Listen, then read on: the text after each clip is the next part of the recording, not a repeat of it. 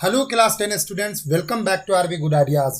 इस video session में आज हम लोग एनसीईआरटी साइंस के चैप्टर 7 लाइफ प्रोसेस के मोस्ट इंपॉर्टेंट 25 एमसीक्यूज को करेंगे। अगर आपने इस चैप्टर की स्टडी कर ली है और आपका कंसेप्ट क्लियर है तो आप इनमें से मैक्सिमम क्वेश्चंस के आंसर दे देंगे। और अगर आप इन क्वेश्चंस का आंसर मुझसे पहले नहीं दे पाए तो ये बात मान लीजिए कि आपको इस चैप्टर को फिर से करने की ज़रूरत है।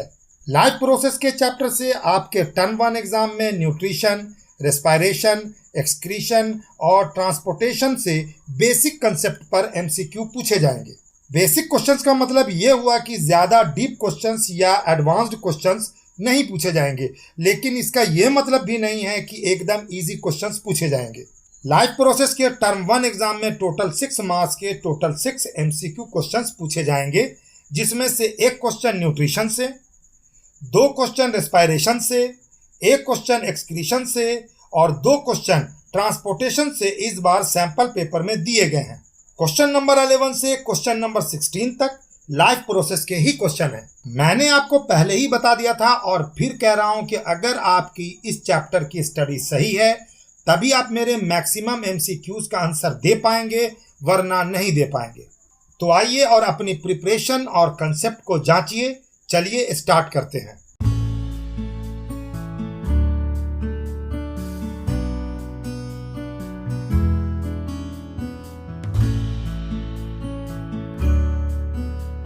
पहला क्वेश्चन है, the process of conversion of glucose into pyruvic acid occurs in. Glucose का पायरुविक एसिड में कन्वर्शन का प्रोसेस कहाँ होता है? ग्लूकोज का पायरुविक एसिड में कन्वर्शन का प्रोसेस ग्लाइकोलिसिस कहलाता है। ये रेस्पिरेशन का फर्स्ट स्टेप है। ग्लूकोज का एक मोलेक्यूल ब्रेक होकर 2 मोलेक्यूल्स ऑफ पायरुवेट देता है। ये कन्वर्शन सेल के साइटोप्लाज्म में स्टार्ट होता है, इसलिए इस क्वेश्चन का आंसर है option B, cytoplasm. Next question है, which cell organelle is involved in break down of glucose to produce energy for metabolic activities. कौन सा सेल ऑर्गेनेल ग्लूकोज का ब्रेक डाउन करके मेटाबॉलिक एक्टिविटीज के लिए एनर्जी प्रोड्यूस करता है? ग्लूकोज का ब्रेक डाउन होकर मेटाबॉलिक एक्टिविटीज के लिए एनर्जी प्रोड्यूस करने का प्रोसेस लैक्टिक एसिड फर्मेंटेशन कहलाता है। इसे सेलुलर रेस्पिरेशन भी कहते हैं क्योंकि ये प्रोसेस सेल के अंदर होता है। सेल के अंदर माइटोकॉन्ड्रिया ग्लूकोज का ब्रेक डाउन करके एनर्जी रिलीज करता है। तो इस क्वेश्चन का आंसर है option A, mitochondria. Third question है, during vigorous physical exercise lactic acid is formed from glucose inside the muscle cells because. जब आप बहुत कड़ा एक्सरसाइज करते हैं तो मसल्स ग्लूकोज से लैक्टिक एसिड बनता है। ये क्यों बनता है?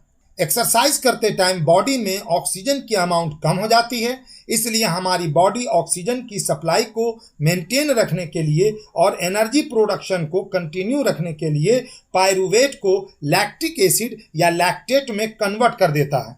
इसलिए इस क्वेश्चन का आंसर है option A, there is lack of oxygen. Next है, which of the following structures is involved in gaseous exchange in woody stem of a plant. कौन सा स्ट्रक्चर मोटे तने वाले पौधों में गैस के एक्सचेंज में इन्वॉल्व है? वैसे पेड़ जिनके तने मोटे होते हैं उनके तनों में छोटे छोटे होल्स पाए जाते हैं। उन होल्स को लेंटिसेल्स कहते हैं। ये लेंटिसेल्स गैस एक्सचेंज करते हैं। पेड़ की छाल पर उभरे हुए सरफेस होते हैं, इसमें पोरस टिश्यूज पाए जाते हैं। इन पोरस टिश्यूज में वैसी सेल्स पाई जाती हैं जिनके बीच में लार्ज इंटरसेलुलर स्पेस पाए जाते हैं। यानी वुडी स्टेम में लेंटिसेल्स गैस के एक्सचेंज का काम करते हैं, इसलिए इसका आंसर है ऑप्शन बी, लेंटिसल। अगला question, how does the exchange of gases occur in roots of a plant. Plants की रूट में गैस का एक्सचेंज कैसे होता है? इस क्वेश्चन में आपको प्रोसेस नहीं बताना है बल्कि पार्ट या स्ट्रक्चर का नाम बताना है। प्लांट की रूट्स पर महीन महीन रूट हेयर्स पाए जाते हैं। ये रूट हेयर डिफ्यूजन प्रोसेस को फॉलो करके एक्सचेंज ऑफ गैसेस का काम पूरा करते हैं। सो इस क्वेश्चन का आंसर है option C, through root hairs. अगला क्वेश्चन है, which of the following is the first site for the exchange of inhaled air. आपको बताना है कि इनहेल्ड एयर का एक्सचेंज सबसे पहले कहाँ होता है। ये क्वेश्चन रेस्पिरेशन का है। जब हम सांस लेते हैं यानी इनहेल करते हैं तो एयर सबसे पहले नाक से होती हुई ब्रोंकाई से गुजरती है, वहां से ब्रोंकायोल्स तक पहुंचती है, ब्रोंकायोल्स से एल्वियोलर डक्ट को क्रॉस करती है, फिर एल्वियोलर सैक से पास करती है और लास्ट में एल्वियोली में पहुंचती है। इसी एल्वियोली में इनहेल्ड फ्रेश एयर का एक्सचेंज होता है। इस तरह आपको इनहेल्ड एयर के एल्वियोली तक पहुंचने और एक्सचेंज ऑफ एयर का सारा पाथवे भी पता चल गया। तो इस क्वेश्चन का आंसर होगा option B, alveoli of lungs. अगला सवाल है, Which breathing organ is helpful in initializing the process of inspiration and expiration of air? कौन सा ब्रीदिंग ऑर्गन एयर के इंस्पायरेशन और एक्सपायरेशन के प्रोसेस को स्टार्ट करने में हेल्पफुल है? जब लंग्स में एयर जाती है तो उसे इंस्पायरेशन ऑफ एयर कहते हैं, और जब ब्रीदिंग साइकिल पूरा होने के बाद एयर लंग्स से बाहर निकलती है तो उसे एक्सपायरेशन ऑफ एयर कहा जाता है। लंग्स के नीचे एक स्पेशल स्ट्रक्चर पाया जाता है जिसे डायफ्राम कहते हैं। ये इलास्टिक स्ट्रक्चर है और सिकुड़ता फैलता रहता है। जब ये सिकुड़ता है तो लंग्स में इंस्पायरेशन ऑफ एयर होता है, और जब ये फैलता है तो लंग्स से एक्सपायरेशन ऑफ एयर होता है। इस तरह इस क्वेश्चन का आंसर है ऑप्शन ए, डायफ्राम। नेक्स्ट है, which process occurring in human body does not involve energy from respiration? इसमें से कौन सा प्रोसेस है जो रेस्पायरेशन की एनर्जी को यूज नहीं करता है? Contraction of heart, digestion, maintaining constant body temperature में ढेर सारी एनर्जी कंज्यूम होती है, जबकि डिफ्यूजन एक पैसिव प्रोसेस है जो कंसंट्रेशन ग्रेडियंट के अकॉर्डिंग होता है। पैसिव प्रोसेस में एनर्जी का यूज नहीं होता।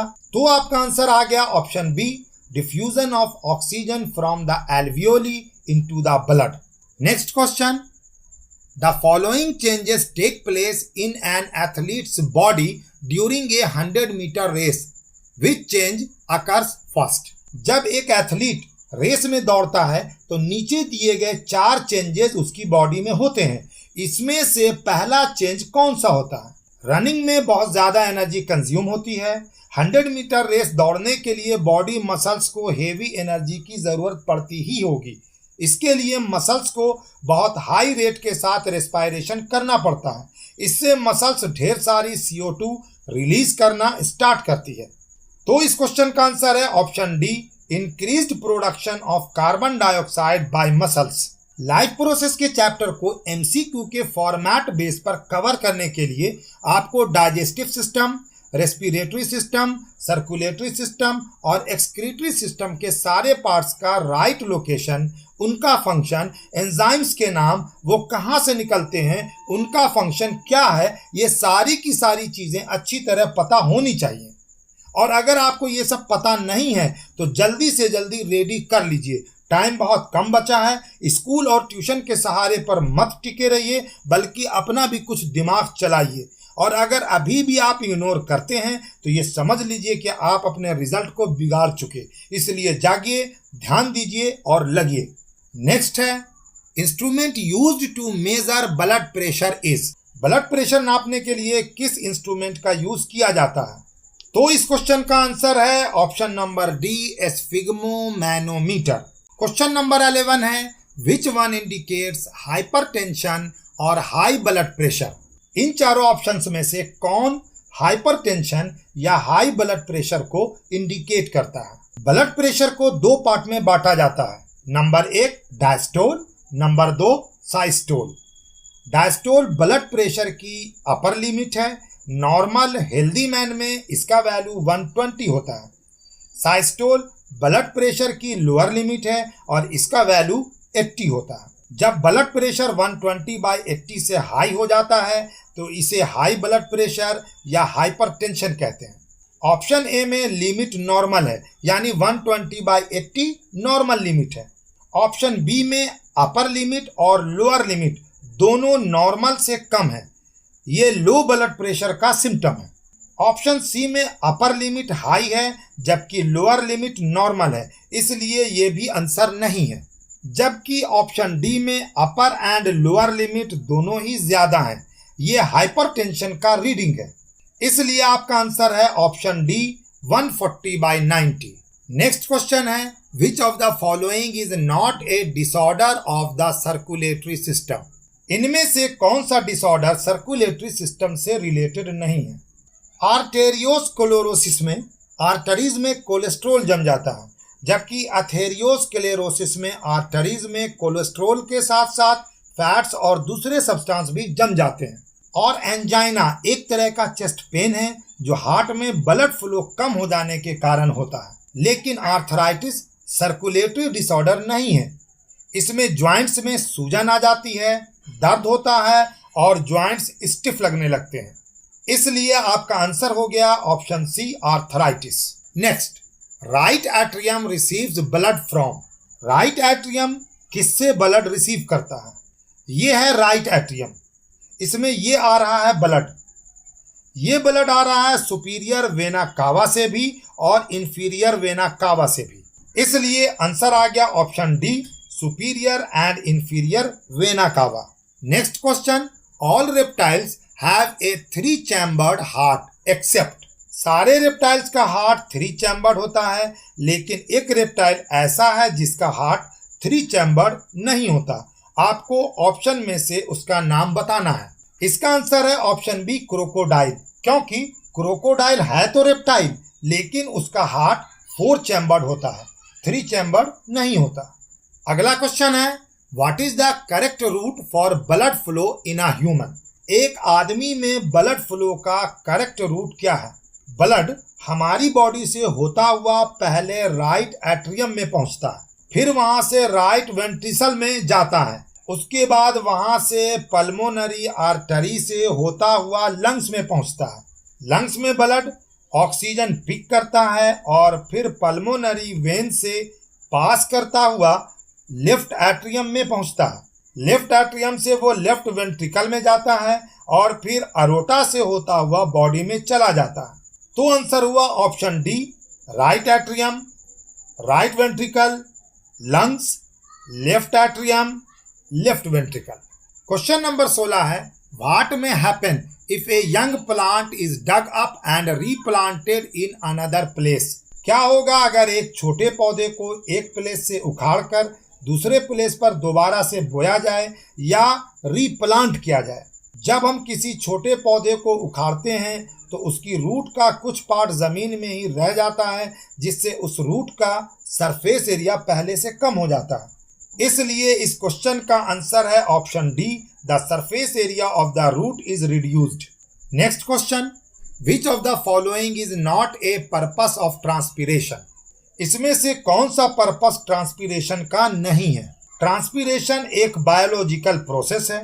इस प्रोसेस में प्लांट से वाटर का लॉस होता है, पत्तों के टाइनी पोर से और दूसरे एरियल पार्ट से वाटर वेपर के फॉर्म में निकलता रहता है, यानी लीव्स में प्रेजेंट स्टोमेटा से वाटर का लॉस होने का प्रोसेस ट्रांसपीरेशन कहलाता है। ट्रांसपीरेशन फोटोसिंथेसिस के लिए वाटर सप्लाई में हेल्प करता है, लीफ के सरफेस को कूल करता है, प्लांट्स के सारे पार्ट्स में मिनरल के ट्रांसपोर्ट में मदद करता है, लेकिन प्लांट में बनने वाले शुगर के ट्रांसलोकेशन में हेल्प नहीं करता।